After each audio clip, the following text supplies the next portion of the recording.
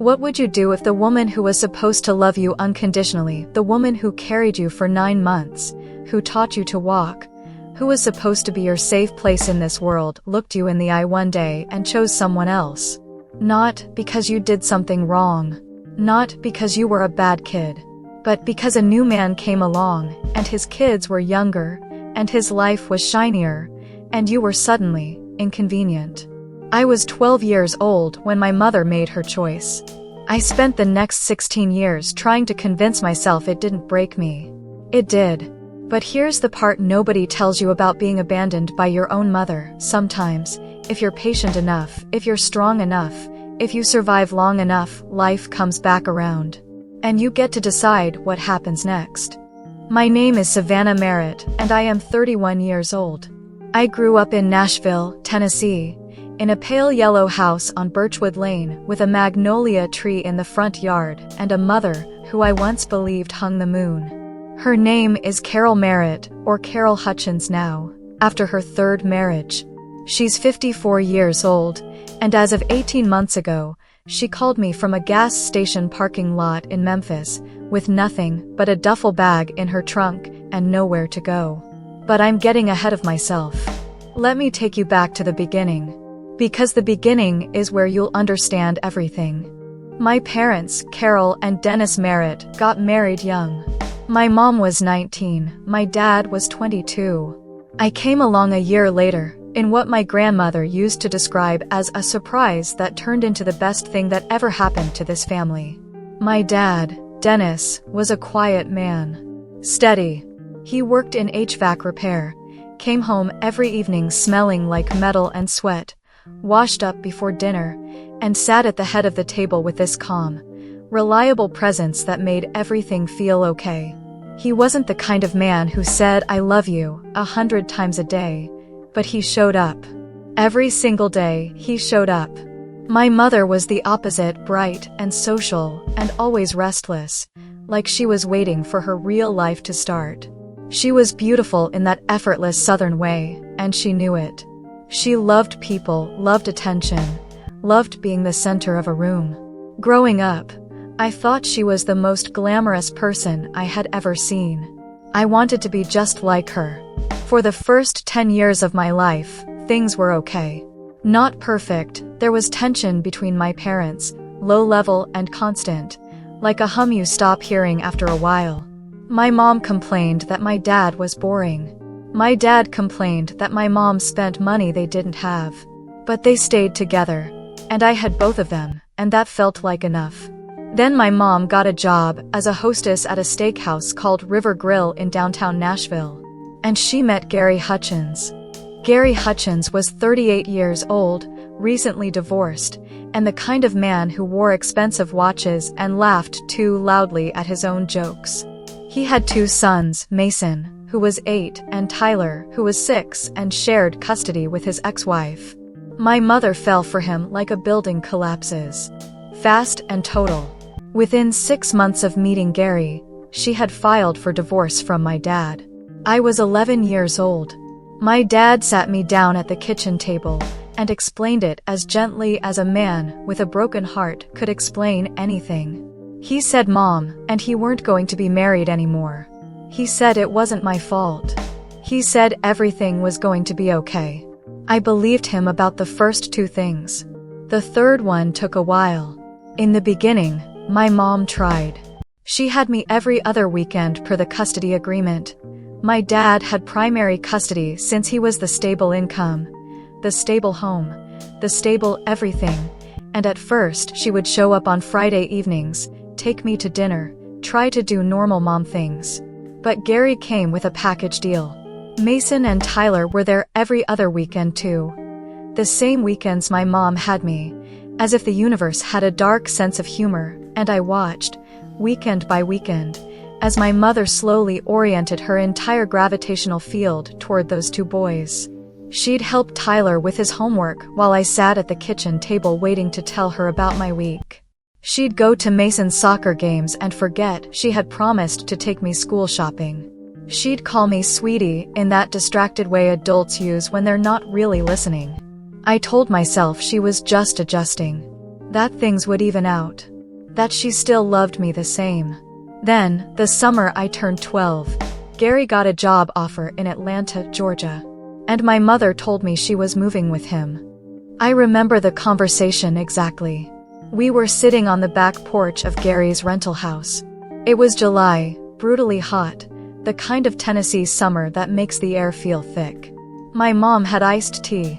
I had a lemonade I wasn't drinking. She told me about Atlanta, about Gary's new job, about the house they were going to rent in a neighborhood called Decatur, about Mason and Tyler's new schools. I waited for her to tell me about my new school. She never did.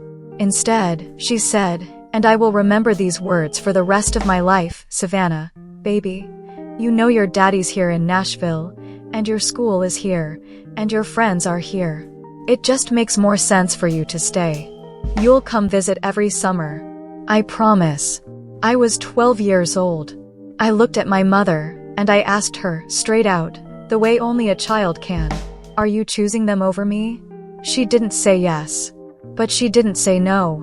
She talked around it.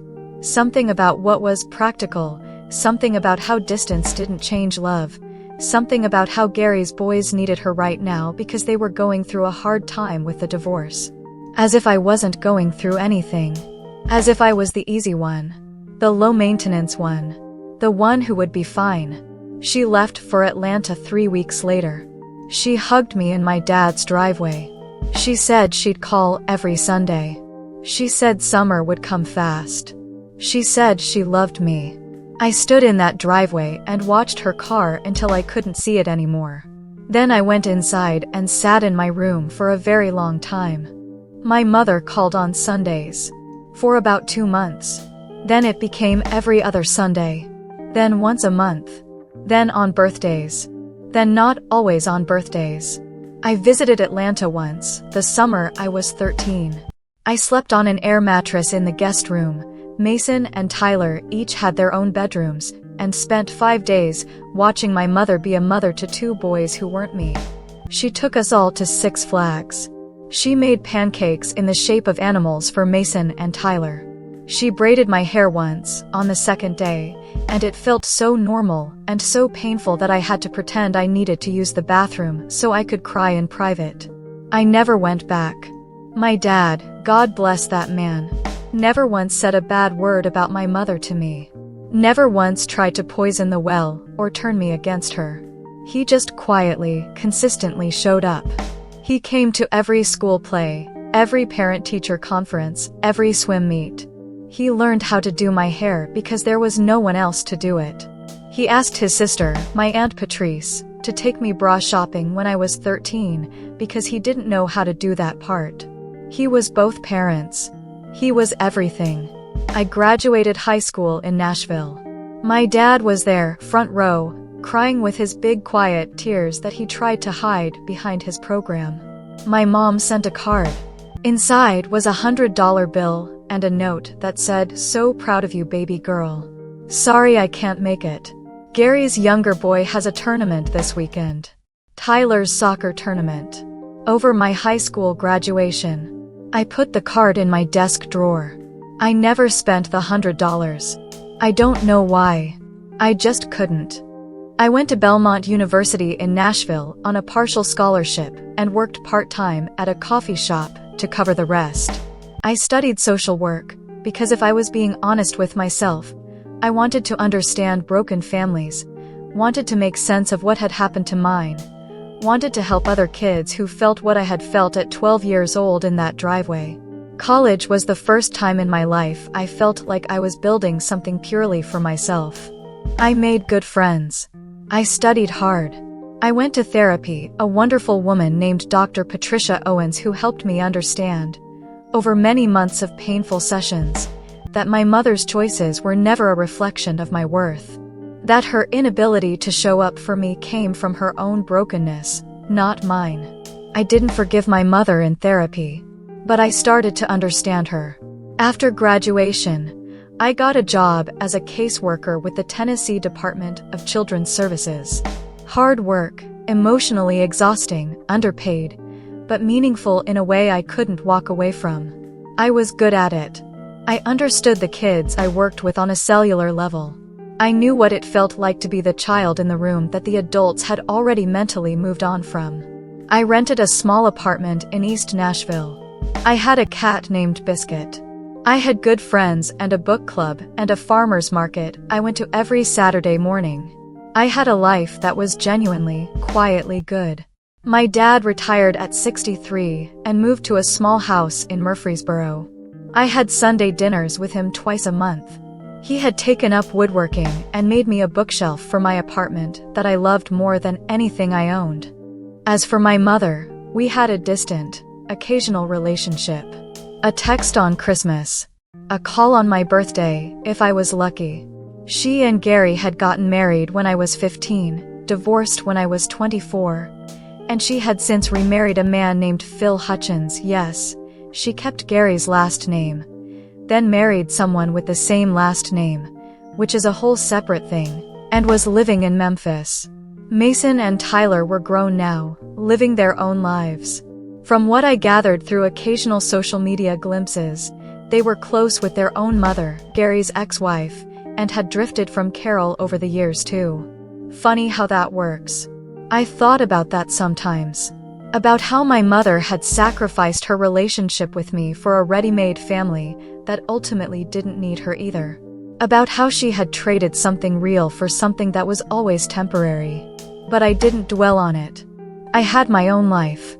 I had Biscuit and my bookshelf and my Sunday dinners with my dad. And then, 18 months ago, my phone rang. It was a Tuesday evening in October. I had just gotten home from work, still in my coat, standing in my kitchen waiting for the kettle to boil, when my phone buzzed with a number I almost didn't recognize. Memphis area code. My mother's voice, when she came on the line, was smaller than I had ever heard it. That bright, social, attention-commanding voice, reduced to something thin and uncertain. She said, "Savannah. It's Mom." I said, "I know." "Hi." She asked if I had a minute. I said yes. The kettle boiled. I didn't make my tea. She told me that Phil, husband number 3, had left her. That the house they'd been renting was in his name. That she had 30 days to find somewhere else to go. That her savings were largely depleted because she had been helping Phil pay off some debts, his debts, she clarified, as if I needed that distinction. That her older sister in Knoxville didn't have room. That she didn't know who else to call. There was a long pause. Then she said, "I was wondering if maybe, just temporarily, you might have room for me to stay." I stood in my kitchen for what felt like a very long time. 19 years of feelings moved through me in about 30 seconds. The driveway. The air mattress. The birthday cards. The graduation card with a $100 bill and a note about Tyler's soccer tournament. Then I thought about what Dr. Owens had said to me once, years ago, in one of our sessions. Forgiveness isn't about saying what they did was okay. It's about deciding who you want to be when the moment arrives. I thought about who I wanted to be. And then I thought, very practically, about my apartment.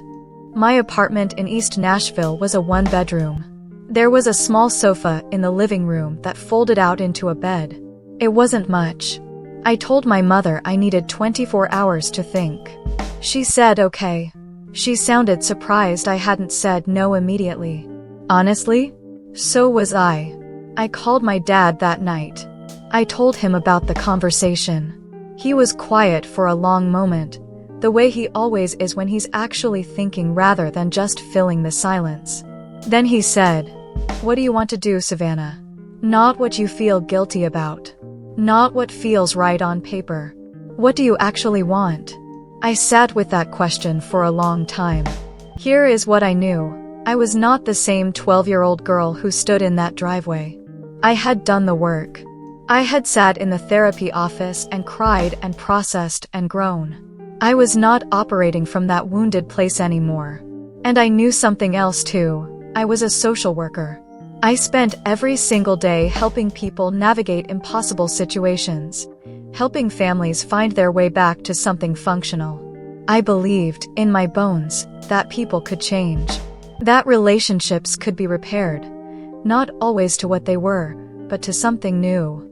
What I didn't know was whether my mother was actually someone who had changed, or someone who only needed me now because she had no one else. There was only one way to find out. I called her back the next morning. I said, "Here are my terms."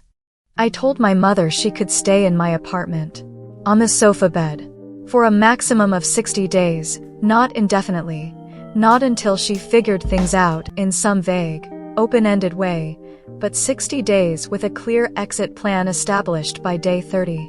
In exchange, I had 3 conditions. Condition 1, she would pay whatever she could toward groceries and utilities. Not rent. I wasn't going to charge my mother rent, but she would contribute to the household. I was not going to financially support her. Condition 2, she would actively look for work and housing during those 60 days. I would help her. I had resources through my job, connections with social services, knowledge of affordable housing programs. I was willing to use all of it, but she had to show up and do the work. Condition 3, we would go to therapy together.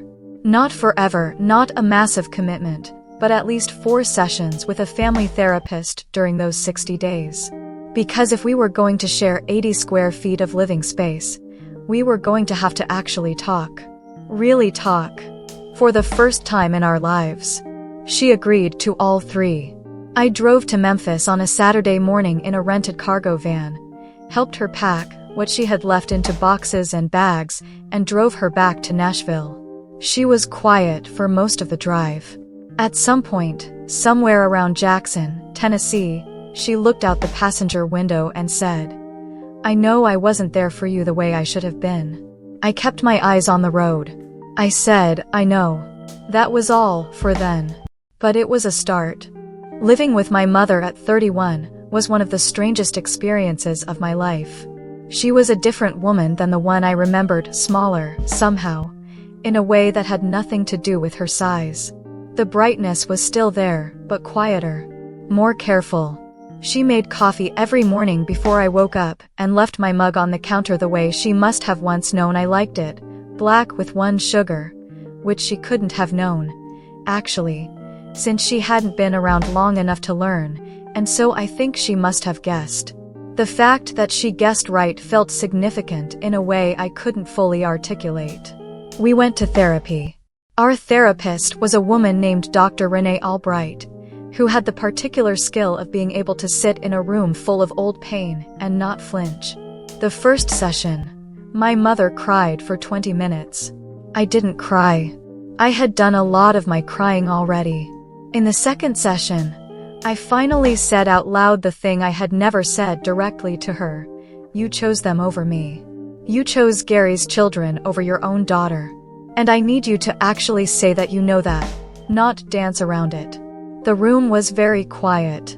My mother looked at her hands. Then she looked at me. And she said, "You're right." I did. And there is no excuse for it. I was selfish and I was chasing something I thought would make me feel whole, and I left you behind, and I am sorry. I am so sorry, Savannah. It wasn't magic. It didn't fix everything. It didn't give me back the years, or the graduations, or the Sunday calls that never came. But it was real. And real was more than I had ever gotten from her before.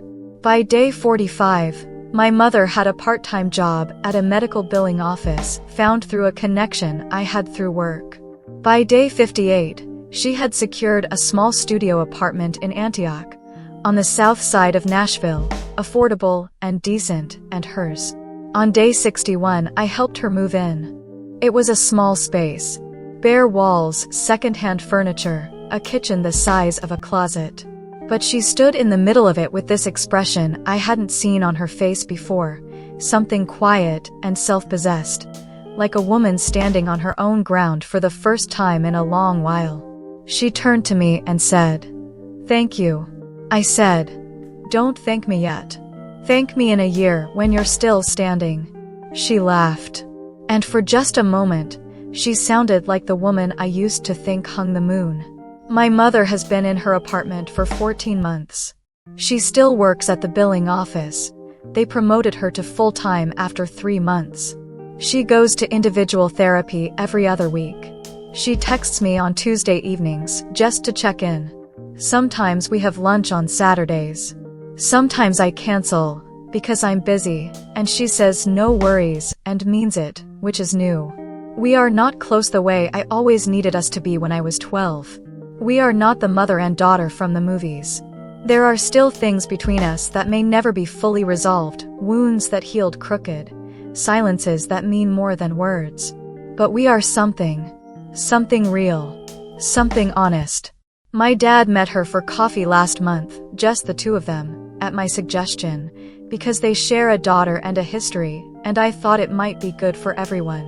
He called me afterward and said, "She seems like she's doing the work." High praise from Dennis Merritt. As for me, I'm okay. More than okay, actually. I am 31 years old. I have a job I believe in. I have my cat Biscuit, who has since been joined by a second cat named Gravy, because one cat was apparently not enough. I have my dad's bookshelf. I have my Sunday farmers market and my book club and my good friends and my quiet East Nashville apartment. I have a mother who is, slowly and imperfectly, learning how to show up. And I have the knowledge, hard won, bone deep, that the little girl who stood in that driveway at 12 years old watching a car drive away did not need to be rescued.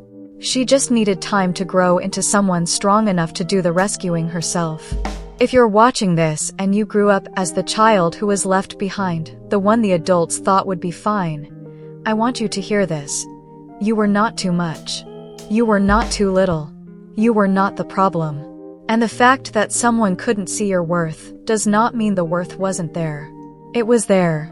It is there. It always was. Grow. Build. Become. And when the moment comes, and sometimes it does come, decide who you want to be. That decision is yours. No one can take it from you. New stories every day on Justice Served Tales. Subscribe so you never miss one. Because justice doesn't always look like a courtroom. Sometimes it looks like a choice.